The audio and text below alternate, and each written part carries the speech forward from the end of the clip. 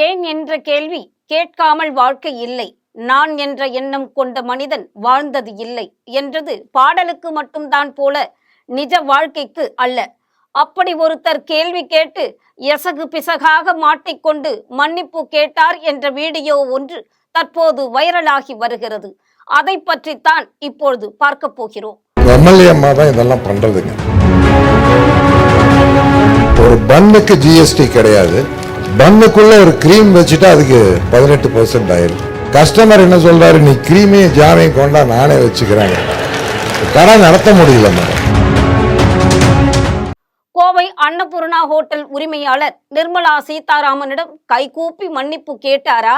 நடந்தது என்ன? அன்னபூர்ணா ஹோட்டல் நிர்வாக இயக்குனர் சீனிவாசன் நிதியமைச்சர் நிர்மலா சீதாராமனை சந்தித்ததாக ஒரு வீடியோ சமூக வலைத்தளங்களில் வைரலாகி வருகிறது. இந்த சந்திப்பில் நிர்மலா சீதாராமன், வானதி சீனிவாசன் மற்றும் அன்னபூர்ணா சீனிவாசன் மட்டும் உள்ளனர். அப்போது சீனிவாசன், நான் எந்த கட்சியையும் சேர்ந்தவன் அல்ல, தயவு செய்து மன்னித்துக் கொள்ளுங்கள் என்று எழுந்து நின்று கைகூப்புவது போன்ற வீடியோ வைரலாகி வருகிறது. ஆனால் அந்த வீடியோவில் ஆடியோ சரியாக கேட்கவில்லை.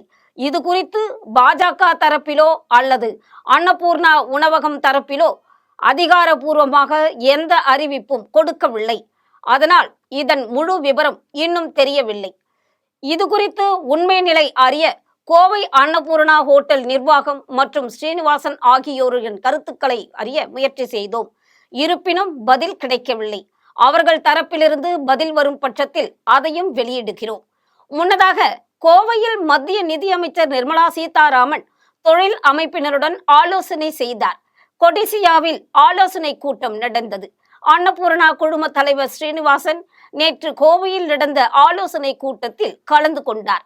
ஜிஎஸ்டி தொடங்கி பல்வேறு நிதி விவகாரங்கள் குறித்து ஆலோசனை செய்யப்பட்டது. இதில் அன்னபூர்ணா குழும தலைவர் ஸ்ரீனிவாசன் கேட்ட கேள்விகள் நாடு முழுக்க கவனம் பெற்று நாடு முழுவதும் ஒரே நேரத்தில் படு வைரலானது. ஜிஎஸ்டியை கணக்கு போட முடியாமல் கணினியே திணறுகிறது. ஜிஎஸ்டி அலுவலர்கள் குழம்புகிறார்கள். எல்லாவற்றிற்கும் ஒரே இன்புட் தான், ஒரே கிச்சன் தான்.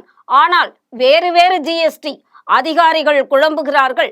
அவர்களால் கூட கணக்கு எடுக்க முடியவில்லை என்று அன்னபூர்ணா குழும தலைவர் ஸ்ரீனிவாசன் தெரிவித்துள்ளார்.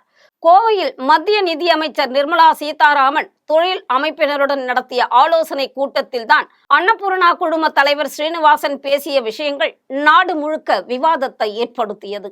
அவர் நிர்மலா சீதாராமனிடம் கேள்வி கேட்கையில், எங்களுக்கு ஒரே ஒரு பிரச்சனை தான், உங்க பக்கத்தில் உள்ள எம்எல்ஏ வானதி ஸ்ரீனிவாசன் எங்களுடைய ஹோட்டலின் ரெகுலர் கஸ்டமர். அவங்க வரும்போதெல்லாம் எங்க கூட சண்டை போடுறாங்க. எங்கள் ஜிஎஸ்டி பில்லை பார்த்து சண்டை போடுறாங்க. அந்த அம்மா கடைக்கு வந்தால் பில்லை பார்த்து கேட்பாங்க, ஸ்வீட்டுக்கு என்ன 5% ஜிஎஸ்டி இருக்குது, அதற்கு இன்புட் உள்ளது. உணவிற்கு 5% ஜிஎஸ்டியா, அதற்கு இன்புட் கிடையாதா? காரத்திற்கு 5% ஜிஎஸ்டி உள்ளது. பேக்கரியில் பிரெட் பன் தவிர எல்லாவற்றிற்கும் 28% வரி உள்ளது. இந்த அம்மா வருவாங்க, ஜிலேபி சாப்பிடுவாங்க. இதை சொல்லிய போது வானதி சீனிவாசன் சிரித்தபடி நெளிந்தார். காரம் சாப்பிடுவாங்க, அதன்பின் காப்பியும் சாப்பிடுவாங்க. எல்லாவற்றிற்கும் வேறு வேறு ஜிஎஸ்டி. ஸ்வீட்டிற்கு 5% ஜிஎஸ்டி, காரத்திற்கு 12% ஜிஎஸ்டி வரி என்றால் இவர் சண்டை போடுவார். ஒரே பில்லில் ஒரே குடும்பத்திற்கு வேறு வேறு ஜிஎஸ்டி போட முடியவில்லை. ஒரே பில்லில் வேறு பொருட்களுக்கு வேறு ஜிஎஸ்டி போட மிஷினும் திணறுகிறது. இதை பார்த்து கஸ்டமர்கள் சண்டைக்கு வருகிறார்கள். பன்னுக்கு ஒரு ஜிஎஸ்டி, அதில் உள்ளே இருக்கும் கிரீமிற்கு ஒரு ஜிஎஸ்டி வைத்துள்ளனர். கஸ்டமர்கள், நீ பன்னு கொடுப்பா, நானே கிரீமை வைத்துக் கொள்ளுகிறேன் என்கிறார்கள். குறைத்தால் எல்லாவற்றிற்கும் குறையுங்கள், இல்லை எல்லாவற்றிற்கும் அதிகரியுங்கள். வடநாட்டில் அதிகம் ஸ்வீட் சாப்பிடுகிறார்கள், அதனால்தான் அங்கே இனிப்பிற்கு ஜிஎஸ்டி கம்மி.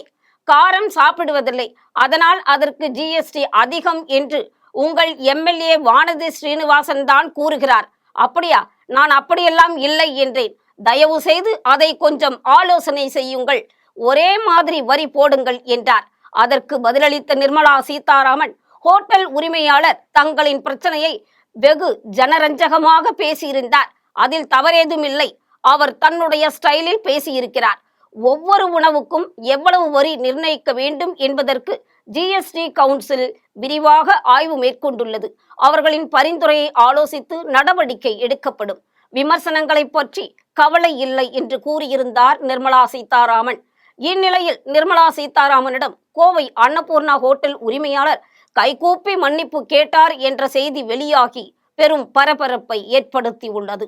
இந்த நிலையில்தான் அன்னபூர்ணா ஹோட்டல் நிர்வாக இயக்குனர் ஸ்ரீனிவாசன் நிதியமைச்சர் நிர்மலா சீதாராமனை சந்தித்ததாக ஒரு வீடியோ சமூக வலைதளங்களில் வைரலாகி வருகிறது.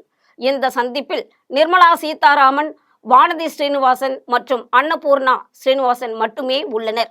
இந்த நிலையில் அதற்குள் திமுக எம்பி கனிமொழி திருக்குறளை மேற்கோள் காட்டி எக்ஸ் பதிவில் பதிவிட்டுள்ளார். பணியுமாம் என்றும் பெருமை, சிறுமை அணியுமாம் தன்னை வியந்து. அதாவது பெருமை பண்பு என்றும் பணிந்து நடக்கும், சிறுமை புத்தி உள்ளவர்களோ தன்னை தானே வியந்து பாராட்டி இருமாப்பு கொள்வர் என்பதாகும். இத்திருக்குறள் யாருக்கு என்பது தெரிகிறதா? அன்னபூர்ணா ஹோட்டல் உரிமையாளர் மன்னிப்பு கேட்டது சரியா? அதிலும் அது உண்மையாக இருக்குமானால் அந்த வீடியோவை வெளியிட்டது எப்படிப்பட்ட செயல் என்பதை கமெண்டில் சொல்லுங்கள். இந்த வீடியோ வைரலான நிலையில் லண்டனிலிருந்து தமிழக பாஜக தலைவர் அண்ணாமலை மன்னிப்பு கோரியுள்ளார். சரியான கேள்விதானே கேட்டுள்ளார். அதற்கு மன்னிப்பு கேட்ட வீடியோவை வெளியிட்டது யாராக இருந்தாலும் அவர்கள் சார்பில் தான் மன்னிப்பு கேட்பதாக கூறியிருக்கிறார். அது மட்டுமல்ல, பாராளுமன்ற எதிர்க்கட்சி தலைவர் ராகுல் காந்தியும் தமது கண்டனத்தை தெரிவித்திருக்கிறார். அதாவது நமது சிறு வணிக உரிமையாளர்கள் ஏற்கனவே பண மதிப்பிழப்பு, அணுக முடியாத வங்கி அமைப்பு, வரி மிரட்டி பணம் பறித்தல் மற்றும் பேரழிவு தரும் ஜிஎஸ்டி ஆகியவற்றின் அடிகளை தாங்கியுள்ளனர். அவர்கள் தகுதியான கடைசி விஷயம் அவமானம் மட்டுமே அவர்களுக்கு மிஞ்சி இருக்கிறது. ஆனால் அதிகாரத்தில் இருப்பவர்களின் பலவீனமான ஈகோக்கள் புண்படும் பொழுது அவமானம்தான் அவர்கள் வழங்குவார்கள் என்று தோன்றுகிறது என்று தமது கண்டனத்தை அழுத்தமாக பதிவு செய்திருக்கிறார். அது மட்டுமல்ல, காங்கிரஸ் கட்சியின் எம்பி ஜோதிமணி கூட கடும் கண்டனத்தை வெளிப்படுத்தி இருக்கிறார். இந்த நிலையில் அரசியல் கட்சி தலைவர்கள் கடும் கண்டனத்தை ஒவ்வொருவராக தெரிவித்து வருகின்றனர். உங்களுடைய கருத்துக்களை கமெண்ட்களில் தெரிவியுங்கள்.